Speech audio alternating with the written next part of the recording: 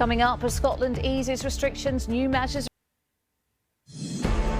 Bars, restaurants and hairdressers reopen in Scotland. The Lunchtime News with Lucrezia Millarini.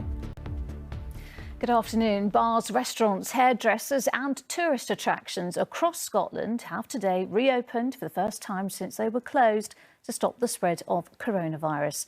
The First Minister called it the biggest step yet, but also the riskiest. A risk that public health officials in Blackburn say they are now dealing with as concerns grow of a fresh outbreak. But as attempts to defeat COVID-19 continue, the Prime Minister promised there would be an independent inquiry into the government's handling of the crisis. Here's our political reporter, Shihab Khan. Well, the Health Secretary, Matt Hancock, has revealed why we will have to wear face coverings in shops in England from the end of next week. We will not have to wear them while working in offices. Well, John Ray has been listening to what Mr Hancock has been saying. So, yes for shops, no for offices in England. What's the reasoning behind this? Yeah, well, Matt Hancock, we spend in somebody's company. If they've got the virus, the greater the chances are that we catch it. But his thinking... All right, John, so on the issue, all pretty clear now? Well, for the time being, quite possible, therefore, that the advice might move again. What it's about, though, is about giving people... Pubs, restaurants and holiday sites will be able to cut prices from today as new rules come in, reducing VAT from 20% to 5%. Now, over the next few weeks here on ITV Lunchtime News, we're going to try and break down stories and issues that affect us all. Today, I'm joined by Professor Nicola Stonehouse, a virologist at the University of Leeds, specialising in vaccines.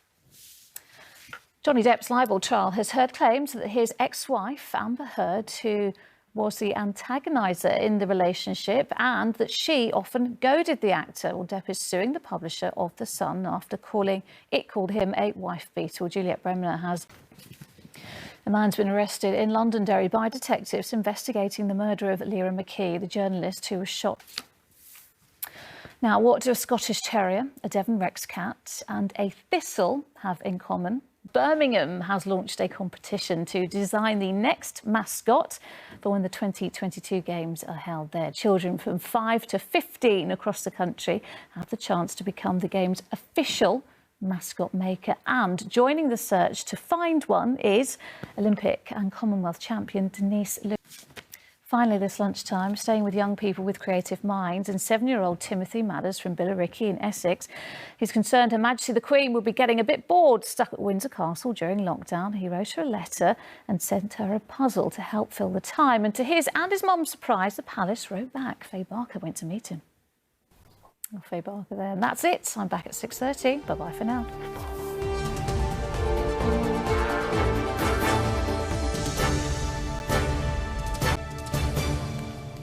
Hello again. The main stories in London. More than £13,000 have been raised for the funeral of a mixed martial arts star who was stabbed to death at his 30th birthday party.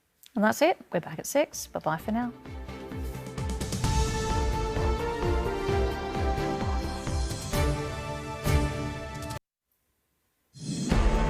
After 4 months in lockdown, Scotland gets back to business. News with Lucrezia Millarini.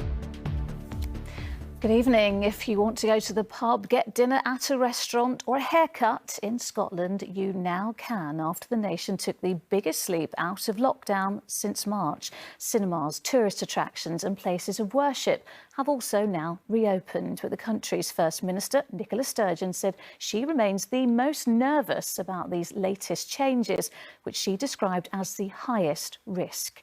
At the same time, she announced what she described as a significant milestone, a full week without any COVID-19 deaths. Our Scotland correspondent Peter Smith has the latest.